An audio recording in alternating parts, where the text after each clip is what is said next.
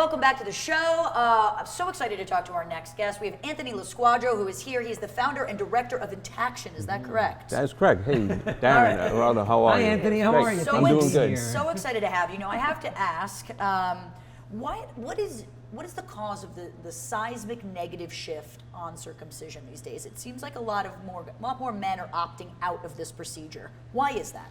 I think it's because people are understanding that foreskin is a natural body part that nature put on our bodies for a reason. And when people find out, especially Americans, when Americans find out that most of the world doesn't do this, like in Europe, South America, Asia, this is a very rare thing. Most of the men around the world are intact. So when Americans find that out, they find out how much advantage there is to having foreskin, which we call the four powers: pleasure, protection, lubrication, and connection. And when they then find out how much pain their sons are undergoing during this procedure, which is done with little to no anesthesia, and babies are screaming during the process, and parents are starting to worry about what's the long-term psychological impact this is having on their children. Wow. So are there any medical benefits to the procedure and concerns? Obviously, there's got to be a concern if there aren't any, right? Sure. Please well, that's a very controversial topic, and when we look at medical associations around the world, over 22 medical associations around the world have specifically said circumcision has no health benefits, there's no medical reason to do it, and it's a violation of a child's body autonomy and ethics and human rights. So there's no medical association around the world that recommends it for children. And when we look to our neighbors to the North, Canada, their Canadian Pediatric Society specifically says they do not recommend circumcision. We look to Australia, they say they do not recommend circumcision. Every country in Europe does not recommend circumcision. So Americans are finding this out thanks to the power of social media and information now that's widely available. And they're realizing, gee, what have we been doing in the past? This has been insanity. Right. I mean, there's definitely religious connotations with it. I mean, certainly in the Jewish community with brisses, that's sort of part of, young males growing up. How did circumcision get so popular in the first place, though? Like, why was it a thing here? That's a great question. In America, it became popular around 1890 or so with advocates of the day, and you're going to recognize this name, John Harvey Kellogg, the inventor of Kellogg's cornflakes. Right. Yeah, he did that to prevent masterbation. Exactly. He wanted it to be, it's true, he wanted it to be boring, and he was very religious, very pious man. At the time, Americans were obsessed with stopping masturbation. So they thought if you remove the sensitive foreskin, it would inhibit that practice. Later on in time, as doctors took over the birth process, it became a money-making thing for doctors and hospitals. You have to understand, in America, we have a fee-for-service medical system. The more hospitals do, the more they can bill insurance for.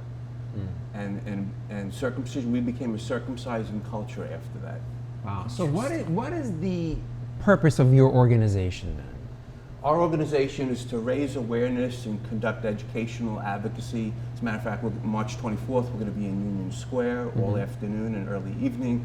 And what we do is we give people information about how and why foreskin is so important and why parents should want to keep it on their children and the harm of circumcision. And we talk to people face to face. We give them literature. We answer their questions. And that's what our group is about. We're about disseminating this information and helping people to understand that we really should keep our children intact.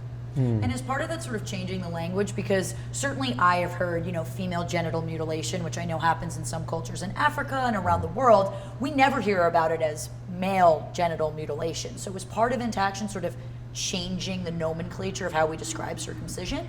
Well, I think, what some cultures do to girls and what we and other cultures do to boys are very similar. Yes. I think the language can get a little bit inflammatory when we start using the word mutilation. But what we're doing is we're cutting children's genitals, and we're doing it to somebody that can't consent for themselves, who can't choose.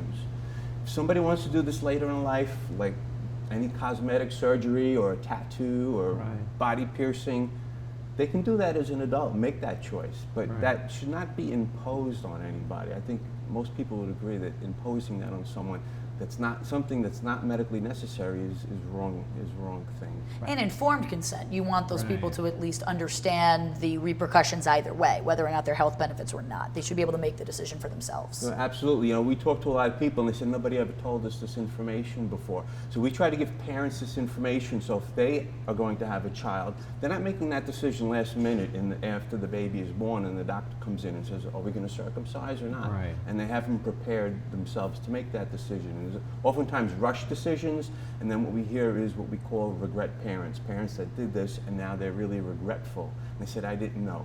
Right. So I'm sorry to interrupt you, but I've got 30 seconds or so. Tell me, how did you get involved with the cause? What made you, get involved with it? When I was a young child, I went to Florence, Italy, and I saw these magnificent sculptures. Yes.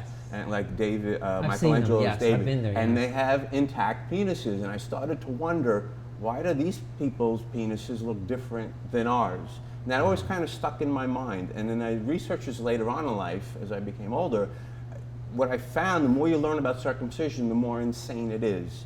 Wow. And when I saw the pressure that the medical system was putting on parents to keep circumcising, and if you look always in their statements on American Medical Associations, they say insurance reimbursement should be continued. They're interested in that insurance, and I felt that children needed a voice, someone had to help their parents understand these issues, because it's a David and Goliath type battle. Wow. Before we let you go, where can people learn about Intaction? They can come to our website at intaction.org and come visit us in Union Square, March 24th in the afternoon. We have a tremendous amount of exhibits. Everything you want to know about foreskin and circumcision, you can learn it right there.